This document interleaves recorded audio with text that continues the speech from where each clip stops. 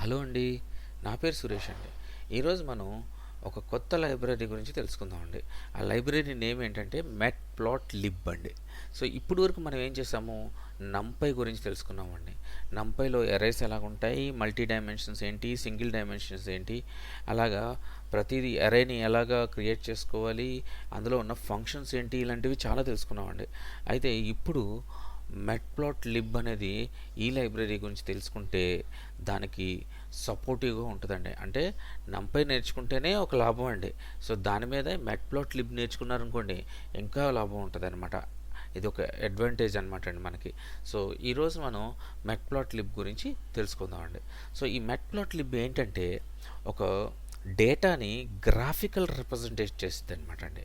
అంటే డేటాని graphical represent చేయడం అంటే ఏంటంటే అండి, ఫర్ ఎగ్జాంపుల్ మనం ఒక కంపెనీ తీసుకుందాం అండి. ఆ కంపెనీలో ఎక్స్పీరియన్స్డ్ బేస్డ్ శాలరీస్ ఇస్తున్నారు అనుకోండి కాసేపు. ఓకే, సో అక్కడ మనకేముంటుందండి, ఒకవైపు ఎక్స్పీరియన్స్ ఎంత, అలాగే ఇంకోవైపు దానికి సంబంధించిన శాలరీ ఎంత అనే విషయాలు ఉంటాయండి. సో ఈ రెండింటిని తీసుకెళ్ళి ఒక గ్రాఫిక్ రిప్రజెంటేషన్ అంటే ఏంటంటే ఇలా వై యాక్సెస్ ఒక ఎక్స్ యాక్సెస్ ఉందనుకోండి. సో ఎక్స్ యాక్సెస్లో మనం ఎక్స్పీరియన్స్ని ఇచ్చి వై యాక్సెస్లో శాలరీస్ ఇచ్చామనుకోండి. సో మనకి ఆ కంపెనీలో మన గ్రాఫ్ ఎలా వెళ్తుంది అంటే మనం ఏ విధంగా శాలరీస్ ఇస్తున్నాము అనేది డైరెక్ట్గా విజువలైజ్ చేయొచ్చు అనమాట అండి. అంటే మనం వెళ్ళి డేటాని ప్రతిదీ చెక్ చేసుకోకుండా ఆ డేటాని విజువలైజ్ చేసి చూపించాం అనుకోండి. సో ఆన్ స్పాట్లో మనకి ఏం జరుగుతుంది, మనం ఎలా శాలరీస్ ఇస్తున్నాము అనే విషయాన్ని క్లియర్ కట్గా మనకు తెలిసిపోద్ది అనమాట అండి. అంతేకాదండి, దానివల్ల మనం డేటా అనాలిసిస్ కూడా చేయొచ్చు అనమాట అండి. సో అలా డైరెక్ట్గా కనపడినప్పుడు. సో ఇలాగా ఈ గ్రాఫికల్ విజులేషన్స్ ఉన్నాయి చూసారండి, ఈ మెట్ ప్లాట్లో చాలా రకాలుగా చేసుకోవచ్చు అనమాట. సో అందుట్లో ఫస్ట్ మీకు ఒకటి చెప్తానండి. ఆ ఒకటి స్లోగా వెళ్తాను, ఎందుకంటే చాలా చెప్పాను అనుకోండి ఒకేసారి పెద్ద పెద్ద వీడియో అయిపోద్ది. కొంచెంగా చెప్పుకుని వెళ్తాను. సో ఫస్ట్ మనం ఏం చేద్దామంటే అసలు ఈ మెట్ప్లాట్ లిబ్ని ఎలా ఇన్స్టాల్ చేసుకోవాలి, దాని తర్వాత ఇన్స్టాల్ చేసుకున్న తర్వాత మెట్ప్లాట్ లిబ్ నెక్స్ట్ ఏం చేయాలి, దాన్ని ఇంపోర్ట్ ఎలా చేసుకోవాలి, అది ఎలా యూస్ చేయాలి, ఈ విషయాల గురించి తెలుసుకుందాం అండి. ఓకే అండి. సో ఫస్ట్ మెట్ప్లాట్ లిబ్ని ఇన్స్టాల్ చేసుకోవాలంటే ఏం లేదండి, జస్ట్ పిఐపి ఇన్స్టాల్ మెట్ప్లాట్ లిబ్ అని ఇలాగ జూపిటర్లో క్లిక్ చేసిన అదే ఇది రన్ చేసిన మనకి ఇన్స్టాల్ అయిపోద్దండి. అలాగే మనం సిఎండిలో రన్ చేసిన ఇన్స్టాల్ అయిపోద్ది అనమాట అండి. ఓకే అండి. సో ఇప్పుడు నేను ఏం చేస్తాను, నేను ఆల్రెడీ ఇన్స్టాల్ చేసి పెట్టుకున్నానండి ఇది. సో అందుకనే నేను మళ్ళీ ఇన్స్టాల్ చేయట్లేదు. ఇప్పుడు దాన్ని మెట్ప్లాట్ లిబ్లో ఒక క్లాస్ ఉందండి, పీవై ప్లాట్ అని. ఆ పై ప్లాట్ని నేను ఇంపోర్ట్ చేసుకుంటానండి. ఓకే అండి, చూడండి. So from met plot lib import py plot అండి యాజ్ పిఎల్టీ కింద ఇంపోర్ట్ చేసుకుంటున్నానండి. ఓకే అండి. సో ఇప్పుడు మనకు మెట్ ప్లాట్ లిబ్ అనేది ఇంపోర్ట్ అయిపోయింది. ఇన్స్టాల్ అవ్వడం ఎలాగో చెప్పానండి. ఆ ఒక్క కమాండ్ ఇస్తే ఆల్రెడీ ఇన్స్టాల్ అయిపోద్ది అనమాట. ఇంకా ఇన్స్టాల్ అయిపోయిన తర్వాత ఒక్కసారి జూపిటర్ని రీస్టార్ట్ చేసుకోండి. రీస్టార్ట్ చేసుకున్న తర్వాత నెక్స్ట్ ఇంపోర్ట్ చేసుకోండి. ఇంపోర్ట్ చేసుకోగానే మనకి దాంట్లో ఉన్న ఫంక్షన్స్ అన్నీ వచ్చేస్తాయండి. ఓకే అండి. సో మెట్ప్లాట్ని రన్ చేయాలంటే ఇది ఒక గ్రాఫిక్ రిప్రజెంటేషన్ అని ఆల్రెడీ చెప్పానండి మీకు. సో నేనేం చేశానంటే ఒక ఏజ్లు అంటే సర్టెన్ ఏజెస్, అలాగే కొన్ని శాలరీస్ ఆల్రెడీ నేను ఒక చోట రాసి పెట్టి ఉంచానండి. అది తీసి మీకు చూపిస్తాను. సో దాన్నే రన్ చేస్తానండి. ఓకే అండి. చూడండి, ఇదిగోండి ఇక్కడ ఆల్రెడీ నేను ఏజ్ అని, ఇవి ఏజెస్ కింద, ఇవి శాలరీస్ కింద ఆల్రెడీ టైప్ చేసి పెట్టానండి నేను. సో ఇవే కాపీ చేసి మనకి ఇందులో రన్ చేద్దామండి. ఓకే అండి. సో ఇప్పుడు ఎక్స్ అనేది మనకి ఏజెస్ అనుకోండి. ఏజెస్ అంటే ఏజ్ ప్రకారంగా శాలరీస్ ఇస్తున్నాను. లేదంటే ఎక్స్పీరియన్స్ అనుకోండి, అంటే 55 ఇయర్స్ ఎక్స్పీరియన్స్ ఉండదు కదండి. సో అందుకనే నేను దీన్ని ఏజెస్ కింద తీసుకోమని చెప్తున్నాను. ఏజ్ అంటే యాజ్ పర్ ద ఏజ్ ప్రకారంగా ఒక కంపెనీలో మనం శాలరీస్ ఇస్తాం అని విజువలైజ్ చేసుకోండి.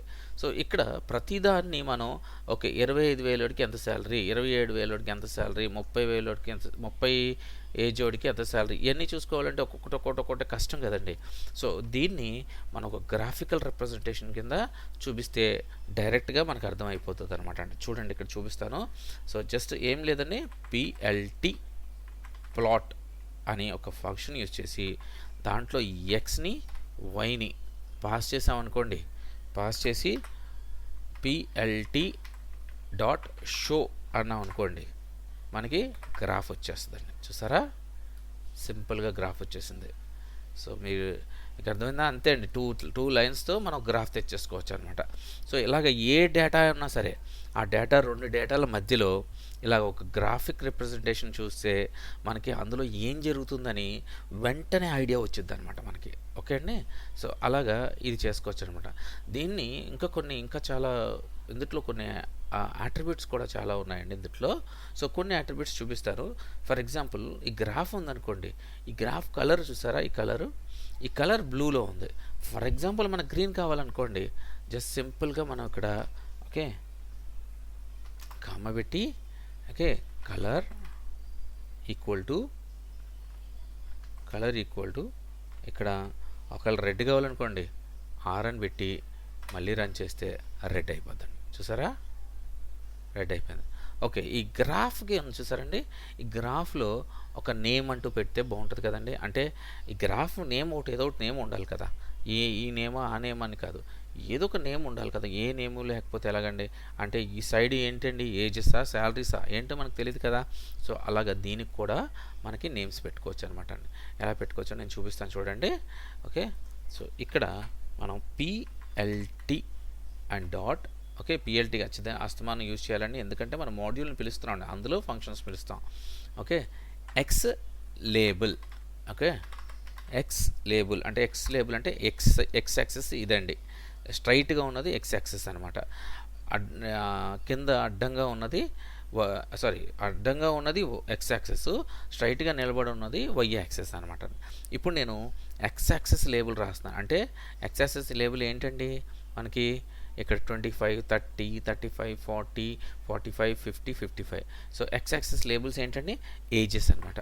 సో ఏజెస్ అని రాస్తానండి. ఓకే, లేదా ఎంప్లాయ్ ఏజెస్ అని కూడా మన ఇష్టం, employee ages. Okay, employee ages అని చెప్పి రాశానండి. ఇప్పుడు మనకి వై యాక్సెస్ కూడా లేబుల్ కావాలి మనకి.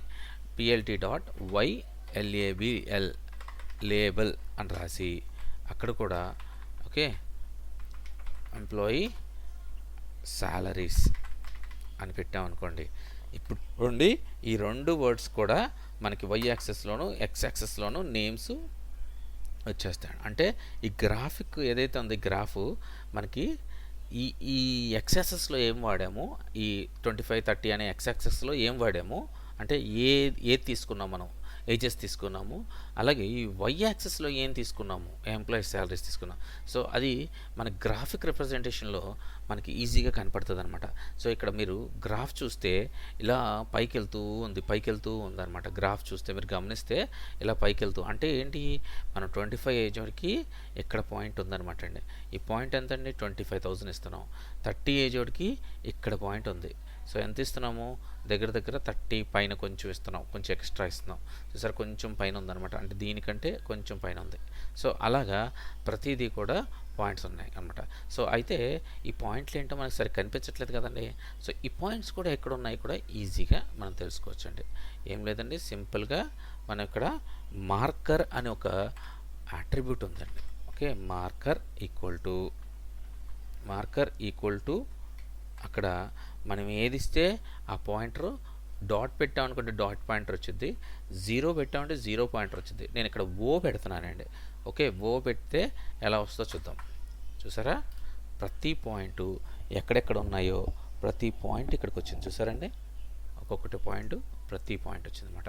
ఇలాగా మనం మార్కర్ కింద కూడా పెట్టుకోవచ్చు అనమాట మనకు కావాల్సినట్టు పాయింట్స్. అంతేకాదండి, ఇదే దాంట్లో ఇన్ కేస్ మనకి లైన్ నచ్చలేదు అనుకోండి, ఓకే, లేకపోతే ఇంకో 2 లైన్లు ఉన్నాయనుకోండి, 3 లైన్లకి 3 డిజైన్స్ పెట్టాలనుకోండి. ఫర్ ఎగ్జాంపుల్ దీన్ని డాటెడ్ లైన్ చేద్దాం అనుకున్నాం అనుకోండి, లేకపోతే డాష్ లైన్ చేద్దాం అనుకున్నా, ఏదో ఒక లైన్ సంథింగ్ ఇంకొక లైన్ చేద్దాం, ఇలా కాకుండా ఇంకో లైన్ చేద్దాం అనుకున్నా అండి. జస్ట్ లైన్ స్టైల్ అని ఒకటి ఉందండి, లైన్ స్టైల్. ఓకే, ఆ యాట్రిబ్యూట్ తీసుకున్నారంటే అండి, ఆ యాట్రిబ్యూట్లో ఓకే మనం జస్ట్ అలా 2 ఐఫన్స్ ఇచ్చామనుకోండి, ఐఫన్స్ ఇచ్చి రన్ చేస్తే అది కూడా మారిపోద్ది. చూసారా మారిపోయింది, అలా అనమాట. సో ఇప్పుడు మనం ఈ గ్రాఫ్ ఎంప్లాయీస్ ఏజెస్ అని రాసాం, బాగానే ఉంది. అసలు ఈ ఇన్ఫర్మేషన్ ఏంటిది, దీనికి కూడా ఒక టైటిల్ ఇవ్వాలి కదండి. అంటే ఈ హోల్ గ్రాఫ్ కూడా మనకు ఏదైనా టైటిల్ ఉండాలి కదా, అసలు దేనికి సంబంధించింది అని.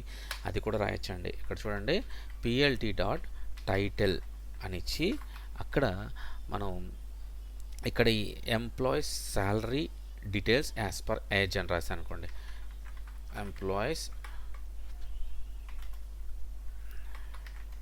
Salary as per age okay అని రాశాను. ఇప్పుడు ఈ టైటిల్ చూడండి, మీకు పైన వచ్చేస్తుంది చూసారా. అది ఇలాగా మనం దీన్ని ఎలా కావాలంటే అలాగా, మనకి చాలా ఉన్నాయండి ఇందులో ఫంక్షన్స్ అట్రిబ్యూట్స్ ఉన్నాయి. సో దాన్ని బట్టి మనం ఎలా విజువలైజేషన్ చేసుకోవాలి అన్న విషయాల్ని మనం ఒకసారి ఫిక్స్ అయిన తర్వాత మనం అవి ఎలా యూజ్ చేయాలి అన్న విషయాలు మనం నేర్చుకోవచ్చు అనమాట అండి.